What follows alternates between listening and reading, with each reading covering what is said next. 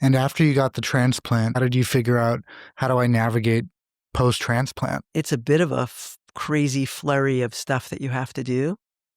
I was given a brown grocery bag of medication to be discharged with, and they walked in carrying this bag like, it was fairly heavy, and I'm like, "What is that?" And they're like, "Oh, that's your medicine." I'm like, "For a year?" They're like, "No, this will probably get you through a month." I was like, "A month? I, don't even take an aspirin." Like, "Well, but you're gonna learn how to take more." And so I needed really a team of people to figure out my medication. It was like, okay, at 8 o'clock, you need to take these 4 pills. At 10 o'clock, you need to take these and these and these and these. And when you go to the transplant games and I'm walking in with a drink and somebody says, "Hey, what'd you get?" I said, "An iced tea." And they went, "No, you idiot. Aren't you here for the transplant games?" I'm like, "Yeah." Like, nobody ever asked me that question that way. It's, "Oh, yeah, I'm a liver." "Oh, I'm a liver too." And everybody's like, "What medicine do you take? What do you do? How do you do it?" And I'm like, "Why are you limping?" "Well, I've been on these drugs for a long time, and they have effect on your bones. They have effect on your muscles." And I was like, "Oh, I don't want that." So every appointment, I annoyed my doctors. I would say, "Okay, you tell me I have to take these 25 pills. How do you know I need them all?"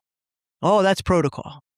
I'm like, "All right, I'm with you on the idea of protocol, but you haven't tested all of these on me.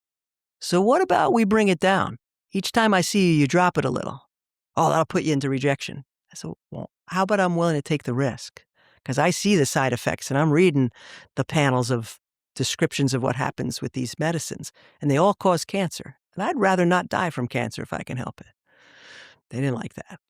But I would push them, and I went down from 25, 24, 23, 22, and multiple times a day. I take 1 pill, 1 milligram, once a day now, and I've had no problems. And I don't have the joint problems. I don't have the muscle problems.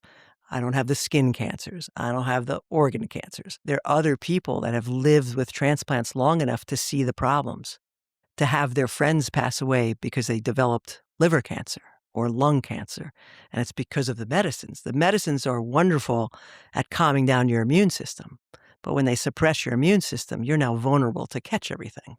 And so it was a really eye-opening experience to see people that had been transplanted out many years, and so then I started researching. Then I said, "I wanna read more. I wanna understand what's the life expectancy of someone who had a liver transplant." Back then, it said I would make it 9 or 10 years. I thought, "Oh, that's pretty good. I can get a fair amount done in that amount of time, but it would be nice to have more." Only to realize, like, I'm now 21 years out, and it's because I don't take so much medicine that I avoided a lot of the problems that early on, when they didn't know they can wean you down to lower dosages, those people weren't as fortunate.